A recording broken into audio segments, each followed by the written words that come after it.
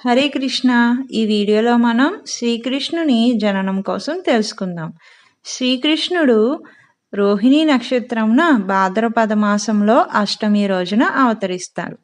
ఆ రోజు నదులంతా కూడా నిండుగా ప్రవహిస్తున్నాయంట. అంటే రివర్స్ అంతా కూడా చాలా ఎక్కువగా వాటర్ ఫ్లో అవుతుందంట. అలాగే చెరువులు పద్మములతో సుందరంగా ఉన్నాయంట. అంటే లేక్స్ అంతా కూడా లోటస్ ఫ్లవర్స్‌తో చాలా బ్యూటిఫుల్‌గా ఉన్నాయంట. అలాగే అరణ్యంలో అందమైన పక్షులు, నెమళ్ళు ఆనందంగా నాట్యం చేస్తుంటాయంట. అంటే ఫారెస్ట్‌లో అంతా కూడా బర్డ్స్, పీకాక్స్ అన్నీ కూడా చక్కగా చాలా బ్యూటిఫుల్‌గా డాన్స్ చేస్తున్నాయంట. అలాగే దేవతలు పుష్పవర్షం కురిపిస్తున్నారంట. దేవాదేవుడు శంఖము, చక్రము, గద, పద్మము, కౌస్తుభధారి, వైడూర్య కిరీటము పెట్టుకొని దేవకీ వసుదేవులకు ప్రత్యక్షమవుతారంట. అప్పుడు వసుదేవుడు వేలాది కొలది ఆవులను బ్రాహ్మణులకు దానం ఇవ్వాలి అని అనుకుంటారంట. కానీ కంసుని కారాగారంలో ఉన్నారు కదా, అందుకే తన మనసులోనే దానం ఇచ్చినట్లు అనుకుంటారంట. ఎందుకంటే కృష్ణుడు తనకు కొడుకుగా పుడుతున్నారు కదా, అందుకే వసుదేవుడు వేలాది ఆవులను బ్రాహ్మణులకు దానం ఇవ్వాలని అనుకుంటారంట. అయితే దేవకి వసుదేవులు దేవాదేవుని చూడగానే చేతులు జోడించి ప్రార్థనలు చేస్తారంట. ఎందుకని శ్రీకృష్ణుడు దేవకి వసుదేవుల్ని తల్లిదండ్రులుగా ఎంచుకున్నారో మీకు తెలుసా? సత్యయుగంలో 12,000 సంవత్సరాలు తపస్సు చేస్తారంట దేవకి వసుదేవులు. అప్పుడు వాళ్ళ పేర్లు ఏంటంటే పృష్ణి, సుతపుడు. వసుదేవుడు అప్పుడు సుతపుడు అనమాట. దేవకి, పృష్ణి వీళ్ళిద్దరూ 12,000 సంవత్సరాలు అంటే 12,000 ఇయర్స్ సత్యయుగంలో తపస్సు చేస్తారంట. అప్పుడు ఆ తపస్సుకి దేవాదేవుడు మెచ్చుకొని మీకు ఏం వరం కావాలి అని అడుగుతారంట. అప్పుడు పృష్ణి సుతపుడు మాకు 3 సార్లు నీవు కుమారుడుగా పుట్టాలి, అంటే 3 టైమ్స్ నీవు మాకు సన్గా పుట్టాలి అని అడుగుతారంట. అందుకే భగవంతుడు పృష్ణి సుతపుడికి పృష్ణి గర్భుడుగా, ఆ సత్యయుగంలో పృష్ణి గర్భుడుగా, అలాగే నెక్స్ట్ ఇంకొక అవతారంలో అదితి కశ్యపులకు ఉపేంద్రుడు అంటే వామన అవతారంలోని, అలాగే ద్వాపర యుగంలో దేవకి వసుదేవులకు శ్రీకృష్ణుడుగా 3 సార్లు కుమారుడిగా జన్మిస్తారంట. దేవకి వసుదేవులు దేవాదేవుడికి ప్రార్థన చేసిన తర్వాత దేవాదేవుడు దేవకి వసుదేవునితో ఇలా అంటారంట. మీరు నాకు కంసుని వలన ఏదైనా అపాయం కలుగుతుందని భయపడుతున్నారు కదా, అందుకని నన్ను గోకులమునకు తీసుకొని వెళ్ళండి. అక్కడ యశోదామాత దగ్గర నన్ను ఉంచి యశోదామాతకు పుట్టిన బిడ్డను మీరు తీసుకొని రండి అని వసుదేవునికి ఆదేశిస్తారంట. భగవంతుడు ఇదంతా చెప్పి సామాన్య బిడ్డ వలె మారి మౌనంగా ఉండిపోతారంట. సామాన్య బిడ్డ అంటే నార్మల్గా బేబీలా మారిపోయి అలా సైలెంట్గా ఉండిపోతారంట దేవాదేవుడు. యశోదామాతకు యోగమాయి పుడతారు.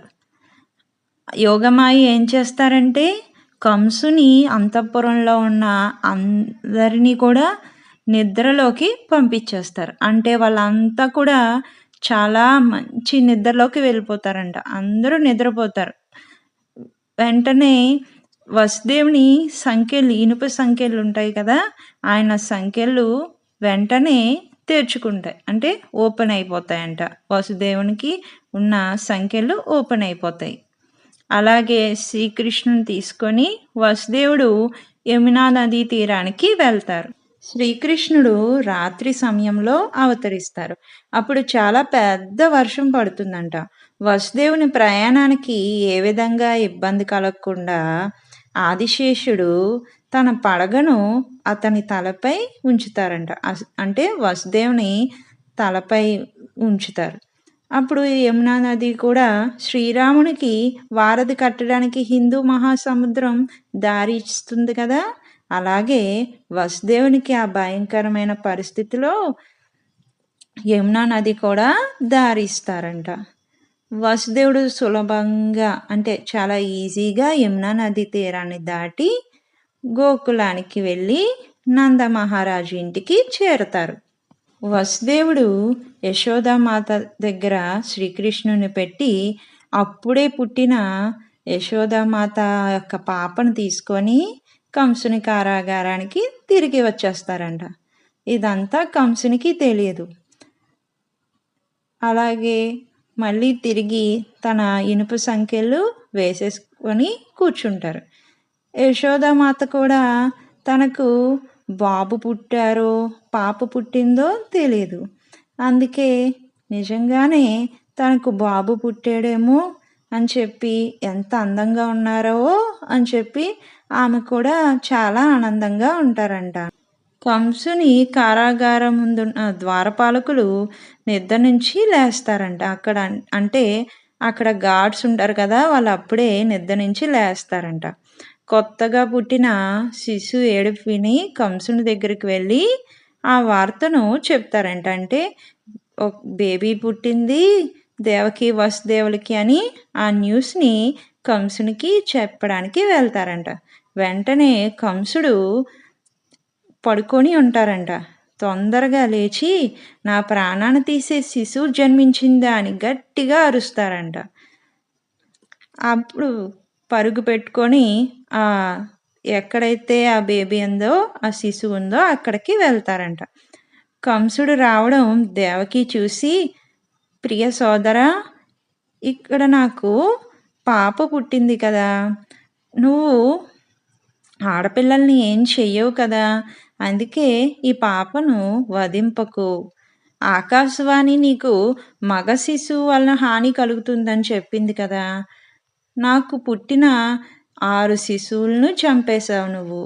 ఇప్పుడు నాకు కుమార్తె పుట్టింది కాబట్టి తిన్ను ఏమీ చేయకుండా వదిలే అని చాలా బ్రతిమాలుతారంట. అంటే ఏమీ చేయొద్దు ఈ బేబీ గర్ల్ని అని చాలా రిక్వెస్ట్ చేస్తారంట. కానీ కంసుడు చాలా క్రూరమైన వాడు కదా, తన సోదరి మాట వినరు. వెంటనే తన దగ్గరకు వెళ్ళి బలవంతంగా ఆ పాపను తీసుకొని ఒక రాతిపై అంటే ఒక రాయి మీద విసురుతారంట.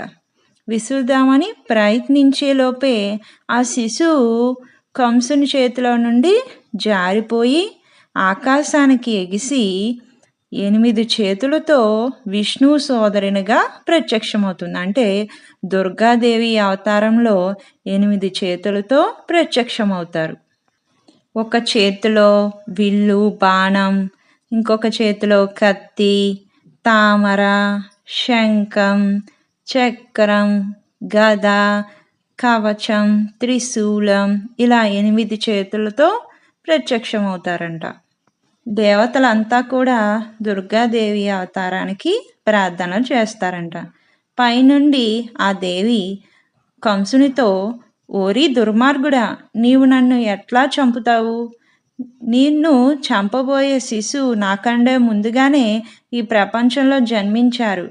ఇప్పటికే నీ సోదరి దేవకిని నీవు చాలా రకాలుగా హింసించావు అని చెప్పి మాయమైపోతారంట. కంసుడు వసుదేవ దేవకిల్ని ఇద్దరిని కూడా క్షమించమని అడిగి తన మందిరానికి తిరిగి వెళ్ళిపోతారంట. కానీ తర్వాత రోజు మళ్ళీ మనసు మార్చుకొని ఎవరైతే 10 రోజుల క్రిందట అంటే 10 days బిఫోరు పిల్లలు పుడతారో అందరినీ కూడా చంపమని తన రాక్షస స్నేహితులు అంటే తన డిమానిక్ ఫ్రెండ్స్ ఉంటారు కదా, వాళ్ళకి ఆజ్ఞాపిస్తారంట, ఆర్డర్ ఇస్తారంట. నెక్స్ట్ వీడియోలో మనం శ్రీకృష్ణుని నందనోత్సవం కోసం తెలుసుకుందాం. హరే కృష్ణ కృష్ణ కృష్ణ హరే హరే, హరే రామ రామ రామ హరే హరే. దేవాదేవుడు శ్రీకృష్ణ భగవానుడికి జై. జై శ్రీల ప్రభుపాద్.